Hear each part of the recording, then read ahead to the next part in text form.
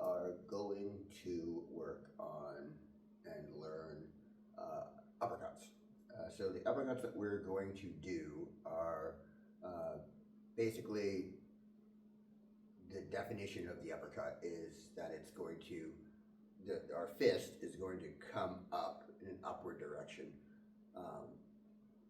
and out.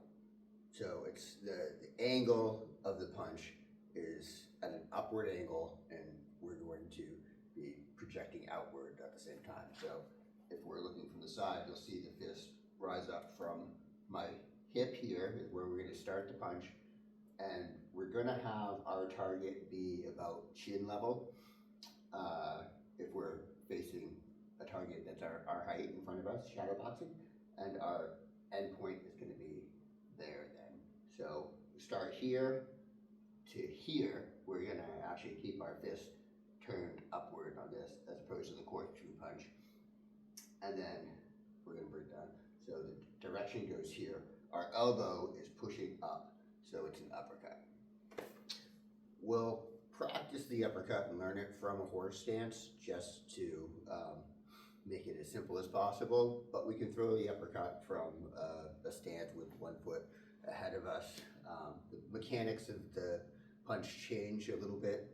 Your waist will be twisting more in different positions than in others, or different stances than in others, but for the sake of simplicity, we'll just start with the horse stance.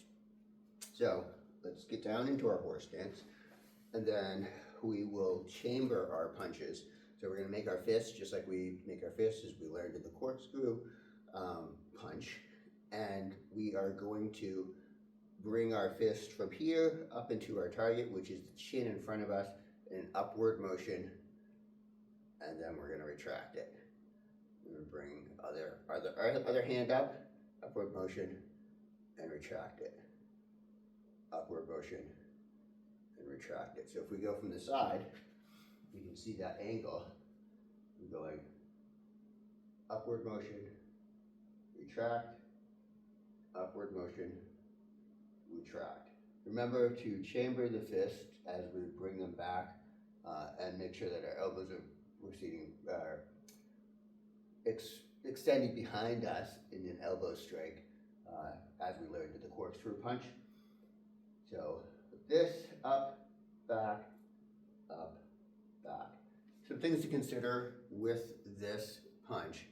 As we're throwing it, at our fullest extension, and really while we're practicing our punches, especially while shadow boxing, we don't have any sort of impact coming against us. We want to be careful of our elbows. We never want to overextend.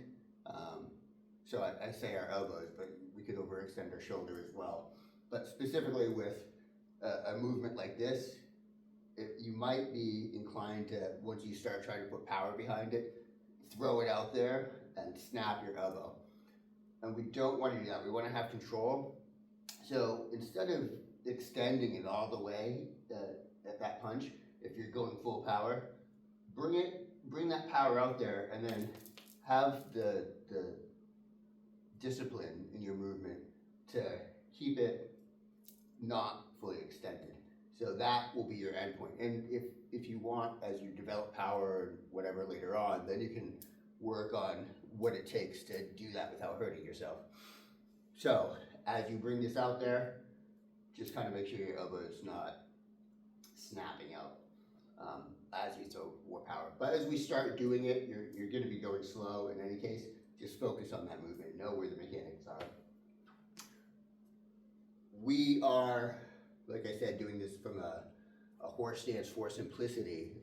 If we were, when we do start using other stances, so if we're in a ready stance and I'm throwing an uppercut, if you can see that movement's awkward if I don't do anything but throw the uppercut, especially if we're doing it from here. This isn't what I'm going to do.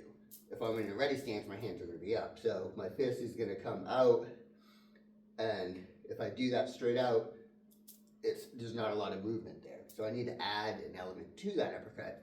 And you may have seen boxers or fighters, and they weave, dodge, and that waist movement's coming into play. And that waist movement gives you more of an angle to add more to your uppercut. So if I'm standing here, rather than, if I want to throw an uppercut with this, rather than just do this, it's pretty static, I can bring my waist down and add more to that. So that is also an uppercut. If I come on this side and do the same thing, or, you know, twist wherever I want, and I can bring whatever I want with that uppercut. Again, simplicity's sake, we're just gonna, for now, work on it from here.